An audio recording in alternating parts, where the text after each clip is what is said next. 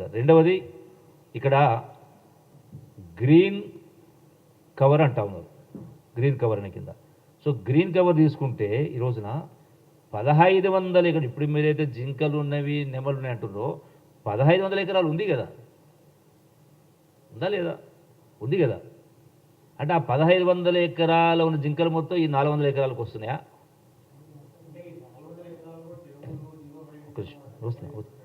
వస్తున్నాం, ఆ పాయింట్కి వస్తున్నాం. ఈ 400 ఎకరాల చెరువు కానీ, అక్కడ ఉన్నటువంటి మష్రూమ్ రాక్ కానీ, వాటర్ బని, దేన్ని కూడా ముట్టే కార్యక్రమం జరగదు, దాన్ని టచ్ కూడా చేయటం లేదు. ఎందుకంటే ఏదైతే లేఅవుట్ చేస్తే దానికి లంగ్ స్పేస్కి ఏదైతే ఉంటుందో వాటికే వాడుతూ ఉన్నాం. మళ్ళీ ఇలా ఒక్కటి కూడా అటువంటి కార్యక్రమం చేయడం జరగదు, చేయడం లేదు. ఇది ఏదో ఊహించుకుంటా ఉన్నారు.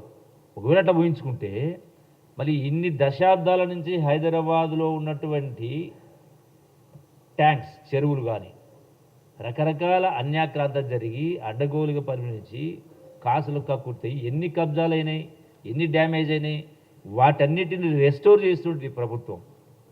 సరే హైడ్రా కావచ్చు, ఇంకోటి కావచ్చు, అంటే వాటిని పునరుద్ధరించే కార్యం చేస్తున్నప్పుడు ప్రభుత్వం దీనిలో ఉన్నటువంటి చెరువును, 1-2 చెరువు ఉంటే దాన్ని కబ్జా చేస్తారా? అంటే మీనింగ్లెస్ ఆర్గ్యుమెంట్. ఇది నిలబడేటువంటి కార్యక్రమం కాదు, చర్చకు నిలబడే కార్యక్రమం. కేవలం నిరుద్యోగ, అంటే మన ఎంప్లాయీస్ ఉద్యోగం కల్పించేటువంటి వాస్తవాన్ని వీళ్ళు మర్చిపోయి విద్యార్థులను రెచ్చగొట్టేటువంటి కార్యక్రమం చేస్తూ ఇటువంటి తప్పుడు ఆరోపణలు చేసేటువంటి ఏర్పాటు చేస్తూ ఉన్నారు. ఈ రోజున ఇందులో ఈ ల్యాండ్స్కి సంబంధించి దీంతో పాటుగా ఇప్పటి వరకు మళ్ళీ ఇలా ల్యాండ్స్ ఇచ్చినట్టు, అసలు ఆ విషయానికి వస్తే గడిచిన 10 సంవత్సరాల కాలంలో గత ప్రభుత్వం 10 సంవత్సరాలు రాష్ట్రాన్ని ఏలినటువంటి ప్రభుత్వం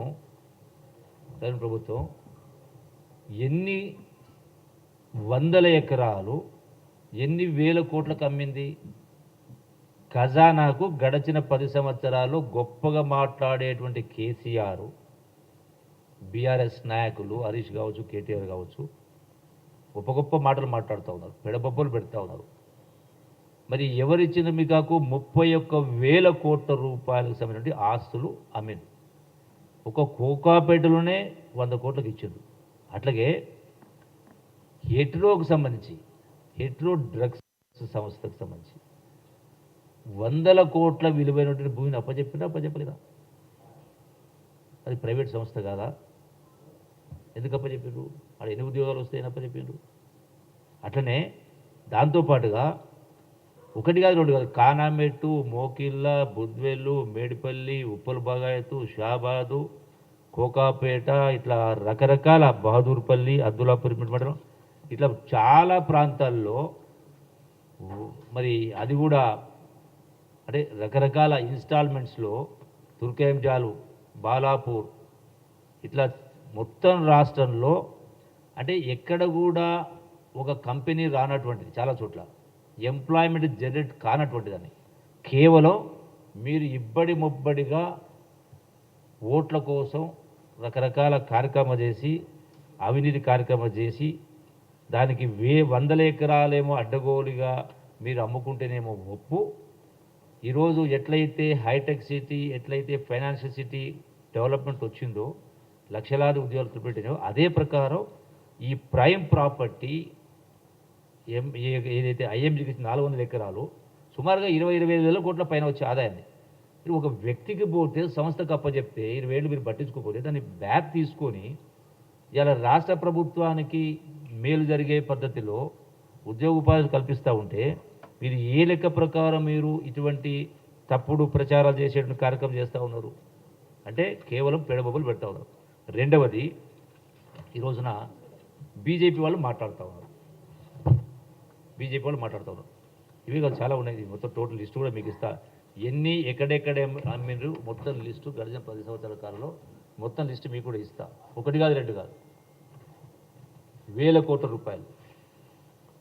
అంతెందుకు, టీఆర్ఎస్ పార్టీ అంటే సోకాల్డ్ బీఆర్ఎస్ పార్టీకి ఎన్ని ఎకరాలు? 10 ఎకరాలు అనుకుంటా,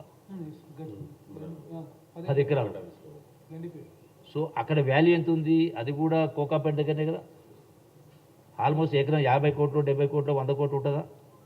100 కోట్లు కూడా ఆక్షన్లు పోయినాయి కదా. సో 10 ఎకరాలు అంటే మరి ఆ ప్రకారం చూసుకుంటే 1000 కోట్ల ప్రాపర్టీ. అంటే ఎవడబ్బా సొమ్ము అని చెప్పని, ఎవరబ్బా సొమ్ము అని చెప్పని దీనికోసమైనా ఇంతమంది వందలాది మంది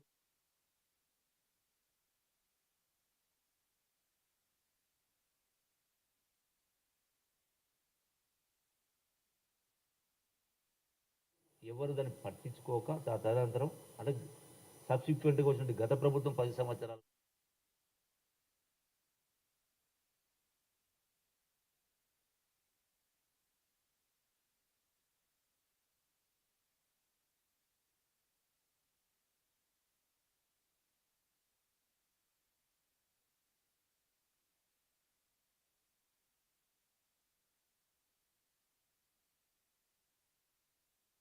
సింపుల్ 2-3 ఎగ్జాంపుల్ చెప్తా. పక్కన ఉన్న ఆంధ్రప్రదేశ్ రాష్ట్రానికి ఎన్ని వేల కోట్లు ఇచ్చింది. ఇదే మరి ఉత్తరాది సంబంధించినటువంటి బీహార్ ఉత్తరప్రదేశ్కు లక్షల కోట్లు ఇచ్చింది. మళ్ళీ తెలంగాణ రాష్ట్రానికి ఎందుకు ఒక్క రూపాయి కూడా నిలిచలే? అది వరదలు వచ్చినా ఇతర అభివృద్ధి కార్యక్రమాలైనా అట్లాగే పునర్విభజన చట్టంలో మరి సుమారుగా ఆల్మోస్ట్ మోర్ దాన్ 10 years అందులో ఏ ఒక్క అంశాన్ని కూడా మరి వాళ్ళు ఇప్పటిదాకా పరిష్కారం చేసిందా? జాతీయ హోదా ఇచ్చిందా? కాళేశ్వరమైనా పాలమూరు ప్రాజెక్టుకైనా ఏది ఇవని మీరు మరి దేశంలో గడిచిన 10 ఏళ్లలో 16 లక్షల ఎకరాల అడవిని నాశనం చేసినటువంటి అధికార బీజేపీకి ఈ గచ్చిబౌలికి సంబంధించినటువంటి 400 ఎకరాల